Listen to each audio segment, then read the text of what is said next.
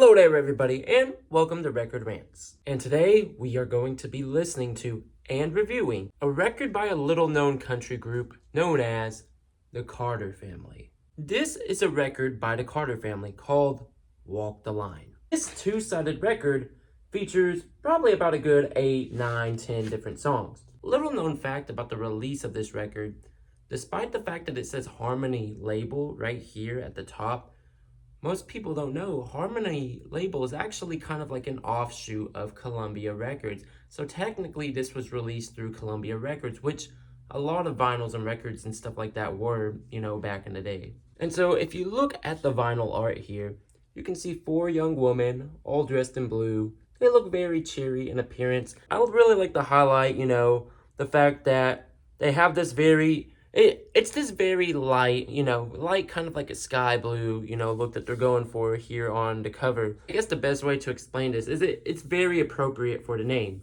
of the group being the Carter Family. And you can tell by the way that they're all dressed on the album cover that clearly they look like they're family members or siblings. And it kind of looks like it's a family photo shoot, which is very fitting for the name. If you're getting into record hunting or vinyl hunting, this is something that you're gonna notice.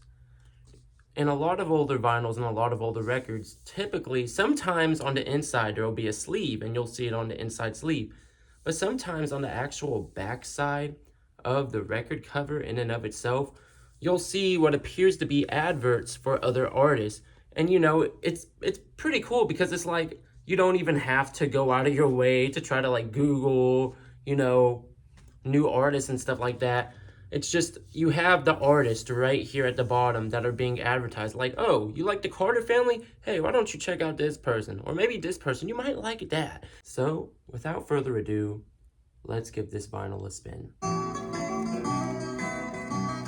So the question is, how does this album stand, and what's this album about? Many of the songs on this album tend to have themes of romance, heartbreak, betrayal, stuff like that. Imagine Taylor Swift and Sabrina Carpenter made, a vintage country album. First song, side 1, I Couldn't Care Less, it's lyrically a song about a girl who has her heart broken, and she pretty much tells everybody, hey, I couldn't care less about that guy that broke my heart. Song 2, this girl basically says the day that she gets back together with this guy that'll be a cold day in hell. So there's lots of themes of, going through the motions of a heartbreak.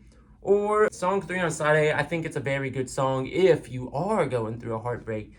So song 3 on side A is While the World Goes Whizzing By. And with this song, it's, if you've ever been through a heartbreak, you understand this perfectly. That feeling where you're just kind of like stuck in a trance of what now? After you go through a breakup and stuff like that. And, the final song on side A, I Walk the Line, even though it's the actual name of the vinyl, I don't think it's the best representation of the vinyl.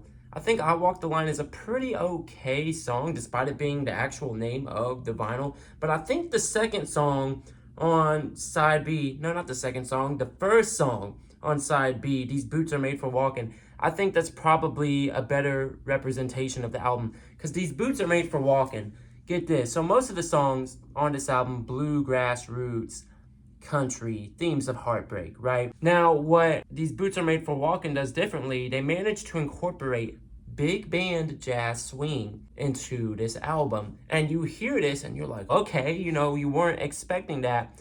And side B tends to be the lesser songs, or like, the lesser commercially performing songs of most vinyls.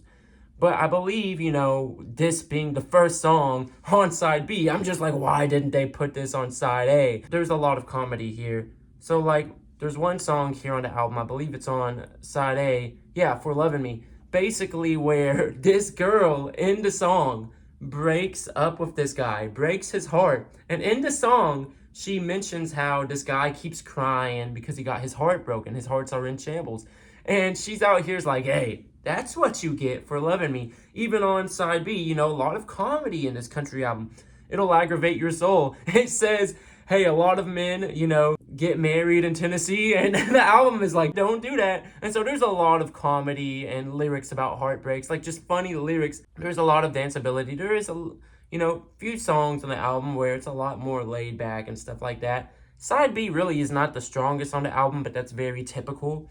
And personally, I'm probably going to say after listening to the entire record, I'm probably going to give this record a 3.5 out of 5. Now, that's not me saying the vinyl is bad. I think it's a pretty good album. But when I say 3.5 out of 5, I think it's a good album. So to me, a 3.5 is a good rating. There's songs on here where it just doesn't fit.